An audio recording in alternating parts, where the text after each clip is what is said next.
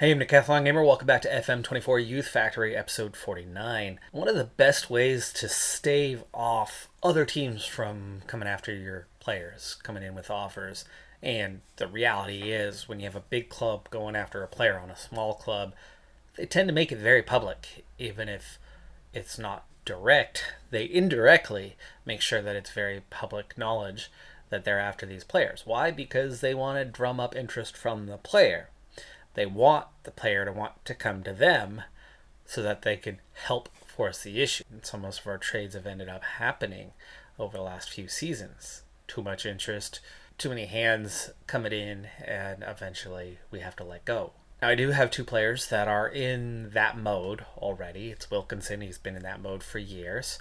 And then it's also Sam Julian, because he's probably the most sought after young goalkeeper in England, potentially. But one of the best ways to stave off that attention is contracts.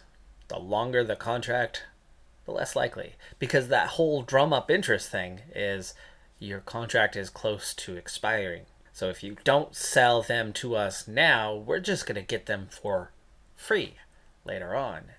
And that's going to cost you a whole lot more. So the idea is players in that last year of their contract are hotly sought after. So staving off last year of contract becomes an important piece, right? It's not just, oh, contract expires in June, we got to make sure we get you re-signed before June. No. We got to get you re-signed a year before you're going to come up on the end of that contract. So that's exactly what I've done here. I have 10 new contracts not yet signed, but we can make the simple comparison here side by side. First off, the increased expenses, the pay raises for young players that are starting to prove themselves at the senior level has amounted to roughly 100K in new salary, which is not something we can afford. FFP, we've got 70K to play with. Now, a lot of that 100K, and actually 40K of that, is Wilkinson. I've once again, we're still there, we're still in that mode. Once again, we have triggered the safety net to stave off him just leaving on a free. But once again, I have given him a pay raise anyway on his extended deal. So he's gone from 80K to 120K. So we've added 40K to him. Other players adding up to roughly 50 or just over 50K. But that puts us in a bad way. However, McFadden agreed to a new deal. I decided not to let him go, and I'm actually really happy because he's going from roughly 400K to 150K. We are saving 250,000 on Peter McFadden, and he's now becoming a much more affordable veteran player to have around. A couple of year extension for him.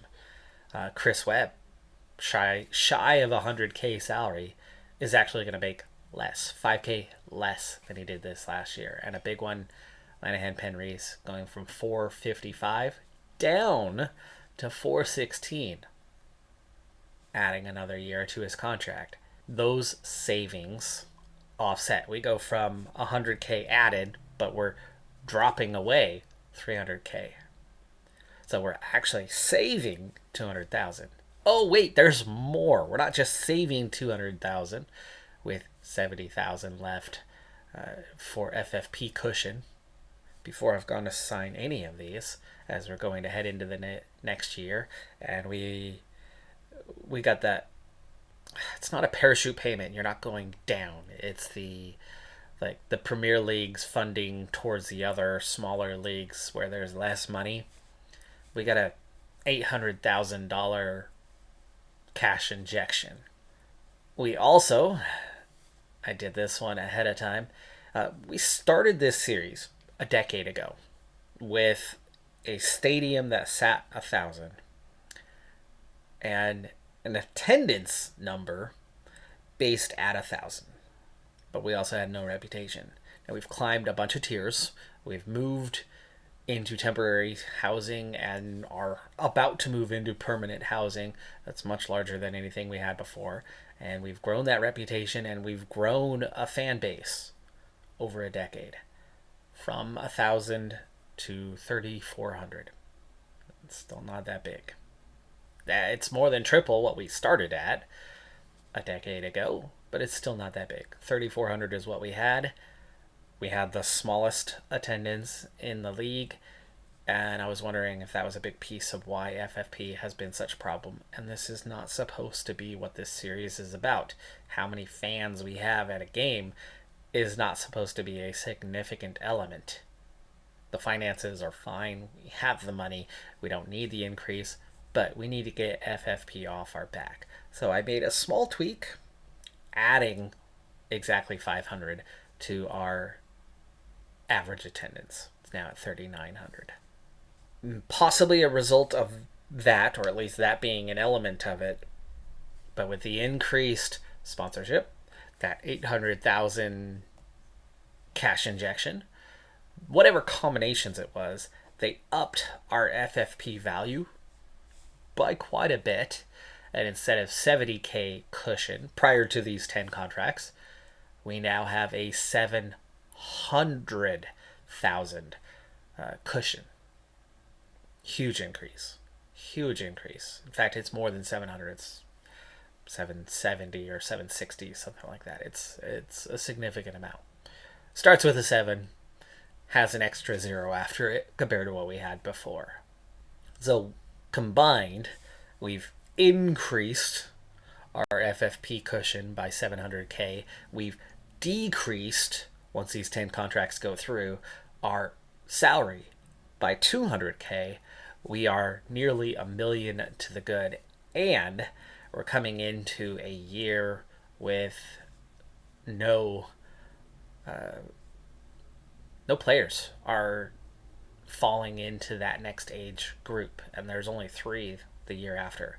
We had a dead year in terms of young, talented players, and none of them are aging up into that counts against us for FFP. So it looks like FFP is going to be off our back for a little while with $1 million for a cushion. We're definitely not getting that with salaries, and our couple of crazy salaries are starting to ease off a little bit. The one issue in the year to come is Wilkinson. He's going to drum up plenty of interest, and Sam Julian continuing to get interest as we go into the new year, and neither one wanting to sign a new contract. So I expect that'll get plenty of attention for them. We still have a handful of players that have multiple years left on their contracts, so nothing to do there. But it looks like we're pretty well settled for a while, and this should help have attention back off. Less teams should be coming in and offering us outside of Wilkinson and Julian, which I expect will get tons for them, and they'll continue to be upset. But as for agreed playing time, we've got one youngster, a number of breakthroughs, but let's get those new contracts in place because the status has changed for some, and we won't see that new status until after they've agreed to their terms. I've already taken care of coaching contracts as well, so we're heading into a much more quiet off-season than we've had in recent years. In the world of coefficients, England's been on top for the entirety of this decade that we are into this series, but Spain has been overtaken. Not for the first time, actually. They were overtaken by Germany for a while. Now it's France who has the second highest coefficient. You can see Portugal is actually now third, and Spain has dropped to fourth. The changes in the coming season in terms of league structure is Salford City, Wigan, and Wimbledon all coming down from the championship. Coming up from League 2 is Rochdale, Carlisle, Crewe, and Tranmere Rovers. Made a promise to one of the players in their new contract deal, and it's something we need to get moving on anyway, if possible. So we're going to ask to improve training facilities, and we have our new reputation rankings for the year. I'm happy with our pacing of things here so far, because usually I have 2 in the last handful of seasons. I have 2 off-season episodes, and this is usually where I begin episode number 2 of that off season, and we're hardly into episode number 1, so good progress so far. But anyway, Chelsea is on top of the Premier rankings. Arsenal, or England rankings, that is. Arsenal is number 2. Arsenal is the now defending Premier League champion, taking it by a single point ahead of Chelsea. Liverpool is 3rd, and we have 7 worldwide clubs, including Leeds and Newcastle. Man United, last one in at that 4.5 stars, but only a continental reputation, no longer worldwide. The rankings have a very clear hierarchy of Premier, and then Championship, and then League One.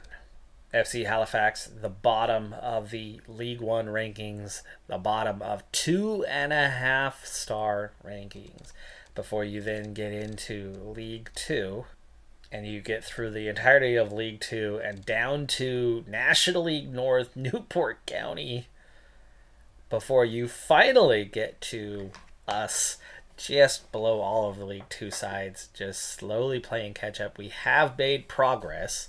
We are higher up the rankings than where we were a year ago. But Morecambe, a National League North side, who's 3 tiers below us, is still ahead of us. But at least there's only 3 teams that are multiple divisions that are below us now. We're climbing. We've almost made it to at least League Two reputation levels. It is coming up at least a little bit at a time. I mean, we just a year ago broke out of the 1-star and local. In fact, it was a while. It wasn't that long ago. No. Okay. So it was just a year ago that we went from 1-star local to where we broke into just barely 1.5 star. In fact, I think we were first or second club at 1.5 star, if memory serves me correctly. We are definitely not the first or second club at 1.5 stars now. In fact, we are now just a few spots shy of 2-star rating. But to get to League One rankings, we've got to reach 2.5 stars. So we are still a full star below. If we can stave off relegation in the coming season, we should easily get that 2nd star and continue with that regional reputation. And you can see that just getting a little bit beyond 2.5 stars gets you to national. So we still have a ways to go yet, right? The reputation is clearly not there. But staying stable at a level for a couple of years could go a long way to helping that reputation catch up. Those back-to-back promotions just don't quite get you to climb that reputation ladder fast enough. Doing poorly in League One didn't help our reputation much, and yet it still does draw us nearer to where we could and should be. And it looks like that 2nd star should come fairly soon. And if we are comfortable this season, if we're more of a mid-table kind of side in this coming season, especially if we don't lose any players, that's still a wait-and-see moment. But plenty of offers are coming in despite the new contracts, but most of them are hideously low compared to the value of the player, which is, of course, that combination of player quality and contract. And with those high-value contracts, nobody's wanting to offer us anything remotely close to what the players are actually worth. So at the moment, even though bigger clubs are coming in and offering, so far anyway, we have no players that are coming in upset over it. I think they at least recognize the lack of sincerity in the offers. The expectations for the coming season is avoid relegation, which means it's not even just avoid the relegation battle, it's avoid relegation. Don't get relegated. And we're obviously going to be in a better situation than we were as we started the season, with a lot of players who were nowhere near League One caliber. We finished the season with 10 starters being at least roughly League One. Now, the championship part, right? We're not there, and that's why we don't look like a team that could promote or anything like that. But I think we should have a lot more stability in the coming season with easier, better performances without the pressure on late to avoid relegation. I think we could have a much easier start and keep morale higher and see better performances. At least that is my thought process behind that. Be competitive in the FA Cup and the Carabao, so the League Cup, and reach knockout stages. Same sort of things. I can't get fired anyway, but morale is still going to be a huge factor in how the team performs. The move into the new stadium is now complete, and it has been aptly named Youth Factory FC Stadium, not named after any heroes or anything like that. I get it. The club history is not that long. It's only been 10 years, so it makes sense that we have not picked up anything, but it is in Senin, so it is close to home. 15,706 capacity does make it the largest Cornwall stadium out there. It will house all of our teams. Speaking of our teams, the U18s continue to perform admirably against other youth competition. The U21s have been that team that really struggled. They finally got out of last place this last season, one spot above it, because all of their competition is either championship or Premier League sides. 100% of the opponents in their division. It's been tough for them because those players are closer to ready at a much higher level. They're finding themselves more and more competitive each year as we grow, as we develop, not just at the senior level, but at the lower levels. The U18s have been, way above their peers. But the U21s have been way below, and now we're starting to find them in a much better state. Christopher Joseph is now a 90 plus and very well could find himself making the senior squad. There's a few other players at 80 plus. Down at the U18s, there's just one who has reached 80 plus. But again, our U21s is actually starting to look more like what you would expect. Players that are developing and getting close and can get the call-ups and get the occasional start with the senior squad, as opposed to what we've been dealing with for ages, which is the U18s is really our feeder to the senior squad, and the U21s were just leftovers. It's becoming a proper channel. Here we have one player in Bergman, does not have an expiring contract. That is not good enough, but it'll expire in the coming year, and we'll let go of him. I don't need to just dump him immediately. We do have some changes that are coming. I have one player on this list that is got an expiring contract that we are letting go. And then I have 4 players here, and for the most part, they are 3 of these 4 guys. Just one of them has one more year on their deal. Dashfield is the other one, so it's actually 4 of these 5 at the bottom that we are going to let go of and move on from. And in a couple other cases, they're on the older side anyway, do count against FFP, even if they have small contracts. It still counts. So all the more reason to let them go.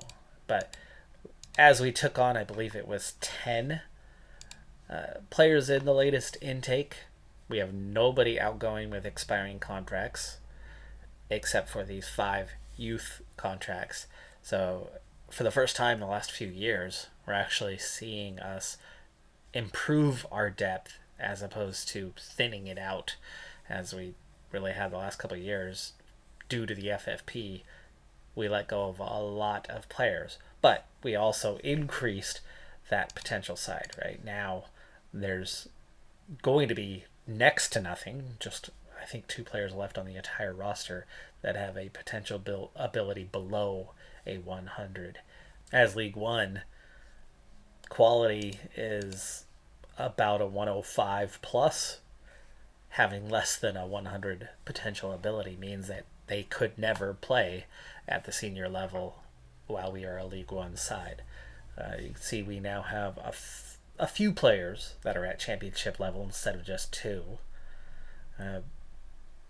Or good championship level. And then we have a few players that are, very good League One or weaker championship level. We've definitely made progress. Even more so than what we saw, roughly a month and a half ago or so, last time we checked in on this. Here's your League One quality. right? McCartney, McFadden, Lyons are all League One quality. Phil Hewitt is now League One quality.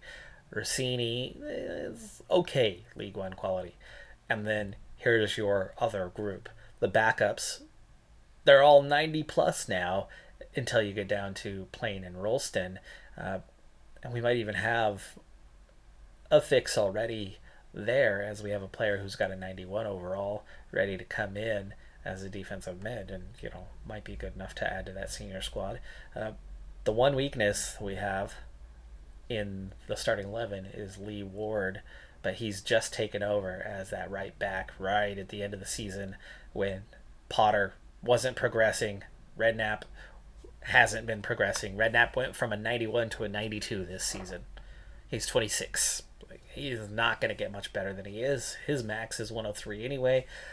Potter got that starting job, started about half the games at that right back. Started the season as an 89, was a 91 after a few starts, and stayed in 91 the whole rest of the season. Just one of those relatively unmotivated players who just does not grow and develop much at all, and playing at the level is just not helping him. So that's why we've brought on Lee Ward, and we expect him to be the right back of the future. Rossini's the backup center back, even though he can play there. The squad is way more capable than it was a year ago. We just need to hang on to players now. We did have turn of year new contract situations, but the payroll needs to be kept below 3.31 million. We are at 2.24, which means we actually have slightly over 1 million surplus. So we're in great shape for the next couple of years. And like I said, the under 21s part, there's not going to be much with that in a while. Sam Julian, the only player who's just turned 21 here very recently. Yeah, June 10th. June, or is that October? I don't know how they do their birthdays. It is June 10th. So that's June 10th, 2012 for the birthday there. So Sam Julian did just a couple weeks ago turn 21.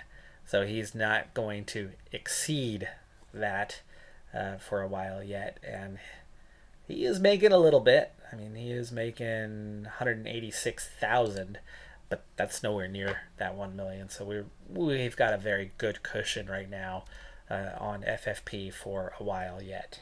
And our plans for a training facility upgrade has been approved. It's going to cost 2.1 million. That's very easy to offset by cashing in on one of, I believe it's 4 clauses that we have available to cash in on. I don't know what the value of those 4 are. I haven't looked at it in a while, but I saw a note that we have 4 of them. But we should be able to easily offset the losses taken from this training facility upgrade, which will be done in December. Here is where we're at on those clauses, by the way. Burchielli, the clause can be sold for 14,000. Yeah, that's not worth it. We'll see what we can get for him. That's pennies, and his transfer value is 32 million.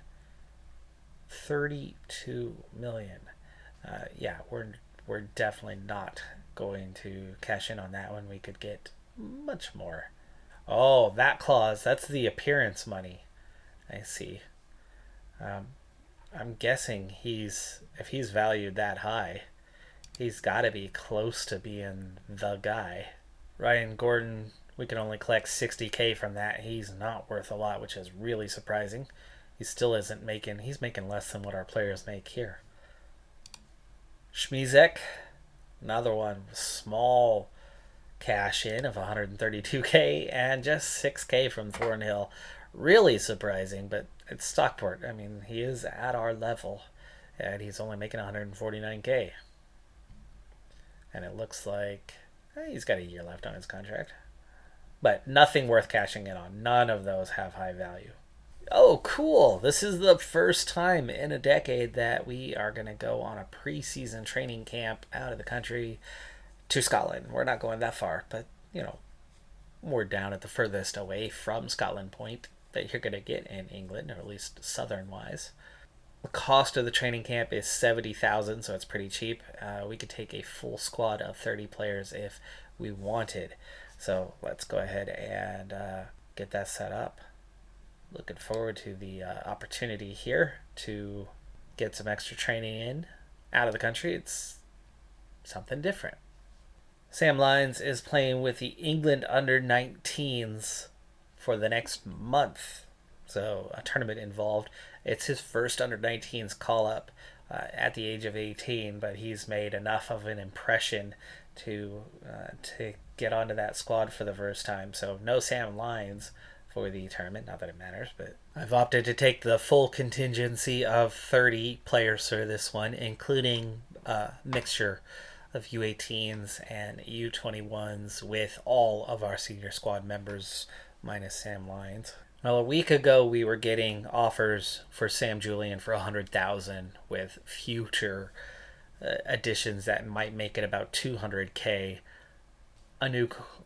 Julian didn't even sign a new contract. Just a new year begins, and his value has jumped from slightly above 1.1 or 1.2 million at the high end to now 2.4 million just turn of the year. He's 21 now. For whatever reason, he's now worth something. The offers still don't exceed, so we don't have to accept them, but it's a lot higher than what we were being offered. Well, the new training facilities has definitely taken a bite out of the club's funding, down to 4.7 million. It's the lowest we've seen it in more than 5 years. Sam Brooks has been sold for $8.5 million to West Brom by Swansea, and that has given us a 2.5% fee.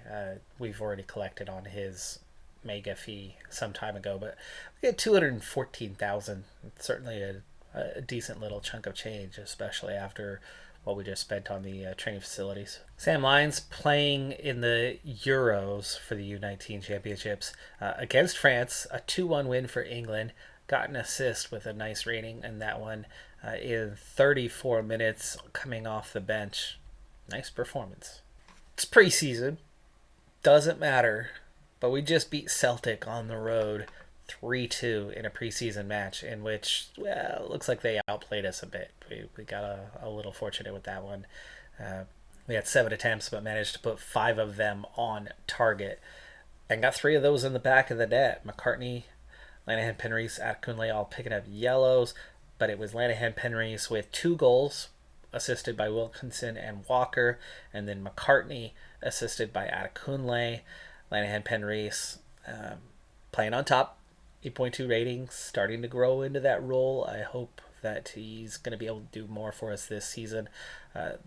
Top 4 attackers were all our regular guys, but we had Joseph, young player, coming in starting alongside McCartney, and then McFadden, Hassel, Webb, and Rossini getting the right back start. Surprised that he actually got the start there, as he does not look like much of a fullback. Julian having a weak game, just a 6.4 rating there. Only 2 shots on target for Celtic, 2 goals. But Lee Ward made an appearance off the bench. We also had Barlow and Plain coming on. Walker came on and scored, of course. And Wiley came on, you would assume, for Jones. So that was Walker on the left side for Wilkinson. It's almost a standard game with just a couple of U21s playing with us. So we're still a few weeks away from the start of the season. I hope to open the next episode right at that first match of the season and just kind of get right into things. But from last year to this year, what a difference a year can make. Wilkinson is now in the best 11 for the league. He and Sam Julian aren't that high up the list, though. I mean, they've got a ways to go. But we're definitely not, nowhere near the bottom, so that's a good sign. But we're picked at 12-1. We're picked to be 10th, which is kind of where I was saying I think we can be a mid-table kind of side this year. And if we can hang on to our players through the rest of the transfer window for the next month and a half, if we can hang on to everyone, I think we're looking pretty dang good for a much better year than what we had a year ago. On paper, anyway, we certainly look a much better side than we were a year ago, where we were expected to barely hang on. And you could see that the promoted side, 3 out of 4, are right down there in the relegation, at least battle zone, and Carlisle's not that much further up. I mean, even they are behind us, so it apparently is a pretty hefty jump between League One and League Two, and I do suppose that with four sides up and down every year, it's a lot. It's really easy to get bumped in between League One and League Two, and so it's a pretty healthy jump in competition. That's going to do it for this episode, though. I'm really, really excited with the progress that we have made and how much better we are looking coming into the new season. But job not done. We still have that month and a half left in the window. The offers are starting to get bigger, but we've got so many new contracts. We've seen a lot of development in the side. We've got a nice little training camp. We're into our new stadium. We added 500 fans. Somebody paid 500 fans to join us. Yahoo! Or maybe it's just that, we're back home finally. That's going to do it for this episode, though. I'm the Decathlon Gamer. Like, comment, subscribe, and I'll see you next time. Have a good one. Be safe out there. Bye for now.